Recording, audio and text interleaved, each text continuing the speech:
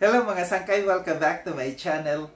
Ito po muli yung sangkay na Sangkay Lons muling nagbabalik. Kumusta? Kumusta kayong lahat? Sana nasa maayos na kalagayan ng lahat. Mapadito sa Pilipinas or sa nasa ibang bansa, dobling ingat tayo, no? So mega love shoutout sa inyong lahat. Sa Team Sangkay Original, Team Sangkay Sponsors, Team Kalingap, Kuya Val, at Edna, Kalingap Rob, sa lahat ng aking mga followers, supporters, and subscribers, sa mga lolos, lolas, FWs, and PWDs, mega love shoutout sa inyong lahat. And of course, I love you all. Ayan. Happy Sunday, mga sangkay. Magtataka na naman kayo bakit ganito ang suot ni Sangkay. Sobrang lamig dito sa Pilipinas, no? Dahil panay ang ulan. 3 days nang umuulan dahil nga may bagyo nga, no? Sa lahat ng mga nandito sa Pilipinas na nakakaranas ng ulan, ingat, huwag lalabas kung hindi naman kinakailangan, no? So ngayong araw na ito, gagawa ko ng reaction video. Ito yung patungkol, continuation nung sa kahapon. Sabi ko sa inyo, i-reveal ko ito. So ngayon, i-reveal ko kung sino itong taong ito. So meron akong napanood sa kanya. Meron akong ipapakarinig sa inyong audio clips ulit. Galing sa kanyang upload to, no? I-reveal ko ang kanyang mukha kung sino. So tara mga sangkay, pakinggan natin itong audio clips na aking kinuha din after natin na mapakinggan. Magbibigay ako ng opinion or kuro-kuro patungkol dito sa audio clips na aking ipaparinig sa inyo. So tara mga sangkay, pakinggan natin.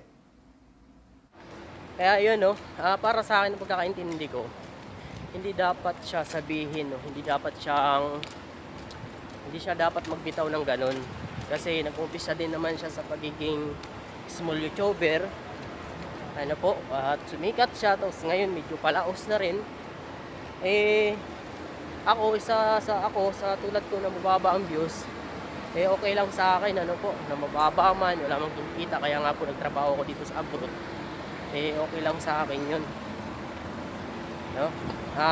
At hindi ko maintindihan itong charity vlogger na ito, nagsalita siya ng ganun, na dati pag nagla-live siya, yung mga OFW nga, nakatulad ko, kaya halos magkikayat siya na mag-vlog na lang, no? Kaysa magtrabaho sa ibang bansa, mag-vlog na lang kasi kahit papaano ganyan kumikita, at makakatulong balang araw. So ganun dati yung mukhang bibig niya, Tapos ngayon magsasalita siya ng dapat na i-shutdown yung channel na mga dumadanas ng stress at hindi naman kumikita. So magaling ka talaga magaling talaga siya mag-base ng istorya. Magaling manipula. Magulo siya magsalita para sa pag-aaralan. Pag-aaralan mabuti yung mga live niya. Ulit-ulit, tapos magulo. Kaya bye po. So yun mga sangkay, atin napakinggan no, yung audio clips na aking ipinaparinig sa inyo. So yan, reveal ko na sa inyo, siya si Joe Mark Vlog, no? Ito yung dating Payatas Boy, no? Payatas Boy ito siya, na nagpalit ng pangalan na Joe Mark, no? Dito sa sinasabi niya na si Kuya Val daw ay palaos na. And sabi niya, magulong kausap si Kuya Val, magaling magmanipula. So ito yung malaking issue sa kanya, yung nabanggit ni Kuya Val na mag-close na lang ng YouTube channel yung iba dyan. So binigyan niya ng ibang kahulugan to. Dito niya tinitira si Kuya Val, no? Naalala niyo na ito, si Joe Mark, no? Gaya ng sabi ko, ito yung kahapon ng sinabi ko sa inyo na ito siya na na-assign sa Kapalonga yung Lingap Center na bagong open ng Lingap Center noon. Naalala ko, sponsor niya ito si Lucky Lucky. Siguro nahawa na siya sa pagka-Lucky-Lucky na kiyang sponsor. Naalala niyo rin kung anong issue dito sa kanya? Kaya ito inalis sa Kalingap kasi nagkaroon ito ng issue sa Kapalonga. Naalala ko paggalit ito si Eng sa kanya kasi pasintabi, no, sa mga batang nanonood dyan, mga magulang, patnubayan yung inyong mga anak. Kasi dito sa aking sasabihin, ito kasi ang issue niya kasi, nagkaroon siya ng issue na sa Kapalonga dati, nakipag-jerjer.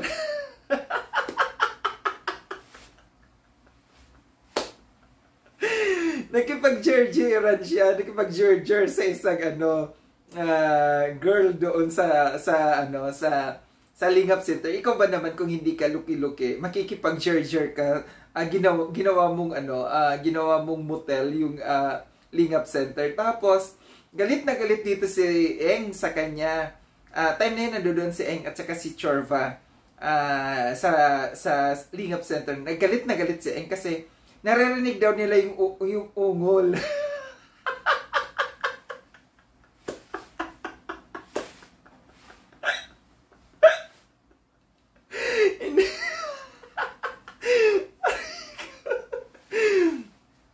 Hindi ko alam kung bakit galit na galit si Eng noon sa ungol kasi baka kaya galit si Eng noon sa ungol kasi matagal na siguro hindi nakakaungol ito si Eng.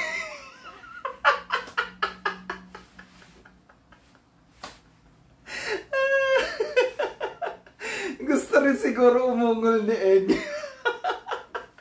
At saka si Chorva siguro gusto rin siguro ni Chorva maki-join sa pag-ungol.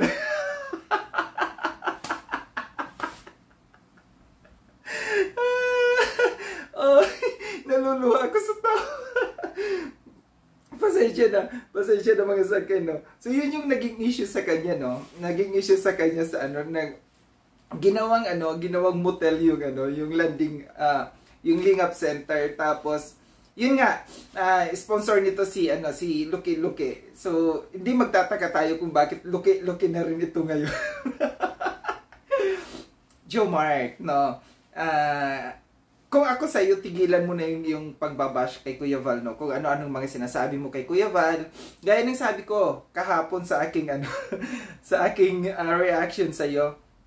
Kung talagang matapang ka, kung meron ka talagang yag balls, no. Dapat nung nandito ka pa sa Pilipinas, doon mo binatiko si Kuya Val. Bakit ngayon lang, more than a year, na nahimik ka? Bakit ngayon lang na nandiyan ka na sa Brunei? No? Kung talagang sabi ko, kung matapang ka, dapat dito pa lang nagsalita ka na. Hindi yung nandiyan ka na ngayon. Kaduwagan. No? Kaduwagan talaga yung ginagawa mo. Tapos, yung mga paninira mo kay Kuya Val, naalala mo na nung nag-birthday ka, binigyan ka ng cake ni Kuya Val, paiyak-iyak ka pa, sabi mo, first time mo na naka-receive na nag-birthday na merong cake, no? So, yung mga ganung bagay, dapat vina-value natin, tinitreasure natin. Kung meron man tayo sama ng loob sa isang tao, dapat hayaan na lang natin, no? Huwag na natin ilagay sa social media para manira. Kasi halata naman, maraming mga tao na nakaka-witness, no, kung ano yung ginawa mo dati sa Kalingap, may nagawa ka ba sa Kalingap kumpara dito sa kay Kuya Val, no?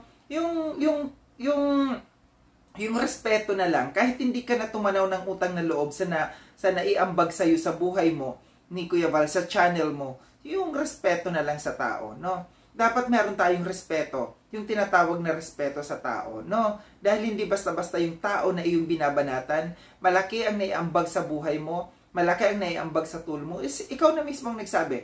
Nung time na nanawagan si Kuya Val na kung sinong mga gusto na maging charity vlogger, ikaw mismo ang pumunta kay Kuya Val. Hindi ka pinilit, no? Walang pagpipilit sa'yo, hindi ka tinutukan ng barel or kutsilyo or kung ano man dyan na para sumali ka sa Kalingap. Kundi kusang loob kang pumunta. Tapos ngayon, ito yung sasabihin mo, paninira sa kay Kuya Val. Hindi maganda.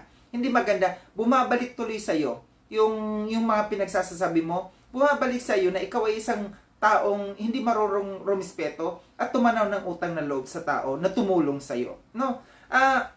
Ito yung dapat alalahanin nating lahat na natulungan ng Kalingap. Malaki ang tulong na iambag ni Kuya Val sa atin, sa buhay natin, sa YouTube channel natin. Hindi tayo makikilala kung hindi dahil sa Kalingap, kung hindi dahil kina Kuya Val, no? Yun na lang ang isipin natin. Meron man tayong sama ng loob sa tao, kung ano man ang nagawa sa iyo, dapat sarilinin mo na lang, intindihin mo na lang. Tapos, isipin mo na lang kung ano man yung mga kabutihang na ibalik sa iyo. Ibalansi mo lahat ng sitwasyon. Yung pagkakamali ng tao, kung meron ng pagkakamali sa iyo, yung naitulong sa iyo ng tao, dapat ipantay at balansihin mo. So, ito lang yung aking reaction patungkol dito sa video na ito, no? Na aking napanood dito sa kay Jomart, no, na kayo na ang humusga sa kanya, kayo na ang bahala tumingin kung tama ba ang kanyang mga pinagagagawa sa ngayon. Maraming salamat mga sangkay no. Sa mga hindi pa nakapag-subscribe kay Sangkay Lon, subscribe din na po ako. Click yung notification bell para updated kayo sa lahat ng mga videos na aking gagawin. Like and share tong video na ito mga sangkay. Kita-kits tayo ulit sa susunod na video na aking gagawin. Ingat kayo sa dako ng mundo ba kinaroroon. Paalam na mga sangkay. Paalam.